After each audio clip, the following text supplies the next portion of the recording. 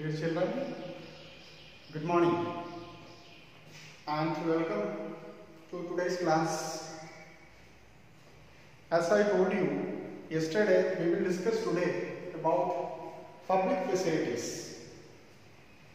What is our topic today? Public facilities. Public facilities.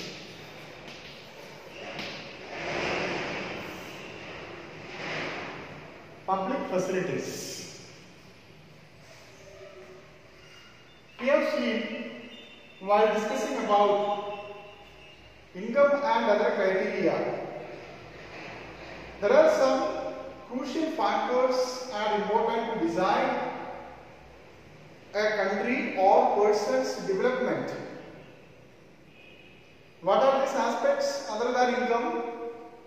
Yesterday we saw some factors like infant mortality rate, literacy rate and net attendance ratio. Now let's discuss about public facilities. How is it that an average person in Maharashtra has more income than the person in Kerala? Yesterday, while discussing about the comparative study of three states, Kerala, Maharashtra and Bihar, we saw that an average person in Maharashtra earned rupees 1,07,670 rupees per year. At the same time, a person who earned from Kerala is less than a person earned in Maharashtra. But we have seen that some crucial aspects the person from Maharashtra lag behind. What are these crucial factors? Okay, for discussing these factors are very important. What are those factors? I told you, net attendance ratio, yes, then literacy rate and infant mortality rate. Kerala has very less infant mortality rate. That means when out of 1,000 live born, only 12 students or 12 children they are dying. Okay. So, but in Maharashtra, the proportion of death cases is more than double as far as we are concerned or comparing with Kerala. That we have seen. Now, that means what? What is the reason for that? The reason is that money in your pocket cannot buy all the things and services, that means goods and services that may need in your life to live. There are many things you need in life, but money in your pocket cannot buy all the things which you need in your life. So, the most important thing, income is not only the important adequate or the indicator of development. We cannot develop our life only through income. For example, money in your pocket cannot buy pollution-free environment. Can you buy? You have a lot of money in your pocket. Can you buy some amount of pollution-free environment by paying this money? Or can you take it unadulterated medicine? Or can you make sure that I am buying all these medicines are unadulterated? Or can you prevent this infectious disease by paying money? Unless the society or the community is not taking any initiative. But we can see that when individual cannot do all the things, when the community is doing or taking initiative, we can do it. So the best and cheapest way to get all these facilities by providing from the government as a collective security. The government should provide some collective security to the people in village. For making complete security, that is easy, but making one home, okay, arranging security, that may be difficult. Or arranging in your village, suppose only you are interested to learn or study something. Other children, they are not interested to study. It will be very difficult for you to get education because there is no facilities. So the government must provide some facilities to get education. That is very important. That is what we mean public facilities. Collective security and collective services are very important as far as the government is concerned. And you know, there are many places, especially girls, they are not attending school.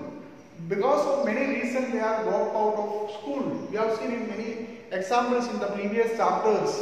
We have seen that. Now, what is all these factors that we have seen in Kerala? The average person, as far as per capita income is concerned, earn very less, but the person is very good in health as well as educational status. Why Kerala got very less or has very less infant mortality rate? Because the adequate or the basic facilities of educational status and healthcare is very important. Not only that, there are some areas, especially in Tamil Nadu, comparatively in Jharkhand or some other states, the PDS system or the, what is PDS system? Public distribution system or PDS is working very properly. PDS or public distribution system is working very properly, and that is the reason most of the children, they are getting very good facilities and very healthy. So health is very important, educational status is very important, and net attendance ratio is very important other than income. When we are discussing about development of a person or a country, all these factors are very important. Now, most of the time, scientists, health scientists, they used to make some policies of measuring whether the person is undernourished or overweight by taking this policy of body mass index. Okay, body mass index or BMI. Body mass index or BMI. BMI. What is BMI? To calculate the health status of a person, health scientists used to find out the body mass index of a person.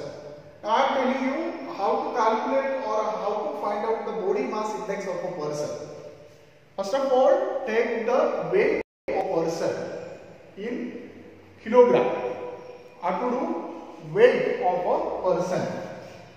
Okay, weight of a person in kilogram. Okay, you can listen in your textbook. Okay, you already have textbook with you, but you can open it and you can see that how to find out the body mass index of a person. Take the weight of a person in kilogram and then take the height in meters. Height in meters. After taking weight in kilogram, then take the height in meters. After that, divide the weight by square of the height. What to do? Divide the weight by square of the height. Then you will get a body mass index. And when you are getting body mass index, your answer is less than 18.5. Okay, less than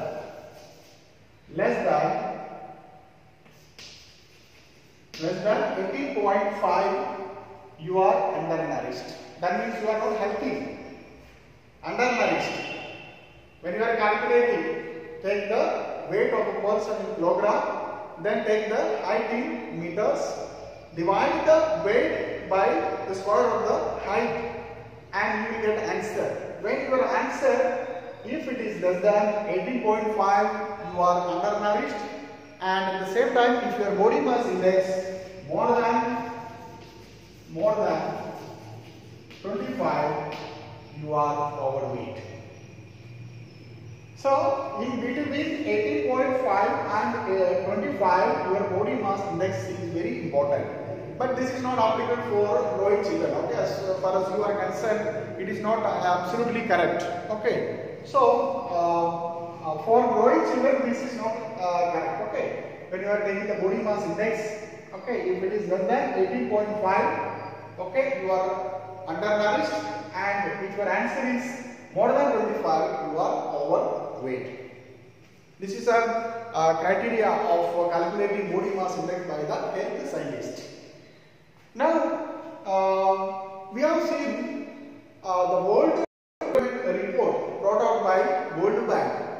World Bank classifies countries into different categories. What are those categories? Developed countries, and then after that, low income countries and low middle income countries. There are three categories we have seen. So US dollar, the per capita income of a country, US dollar 12,616 and above, that countries are in the category of rich countries or developed countries, and the per capita income of a country, okay, US dollar 1,535 or less.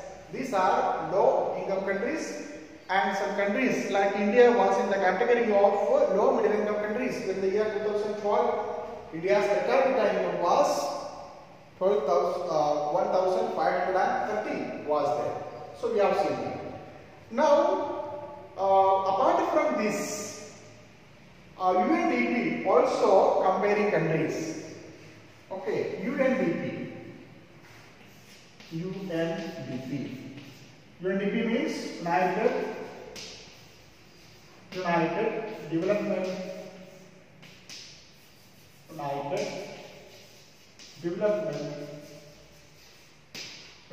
Nations. Okay, United Nations Development Program. United Nations Development Program. Okay, it is brought out by Human Development Report. Okay, brought out by or published by United Nations Development Program or UNDP. Okay, or comparing countries in different ways. In this area, you will get one question: how World Bank classify countries is different from UNDP classifying countries. What is the difference between UNDP classifying countries and World Bank classifying countries or comparing countries? How to compare? World Bank only using, okay, we will make it here. World Bank. How World Bank is classifying countries? Only per capita income. Only per capita income. World Bank is classified only using per capita income. At the same time, United Nations Development Program classifies countries on the basis of educational status, health status, and the per capita income.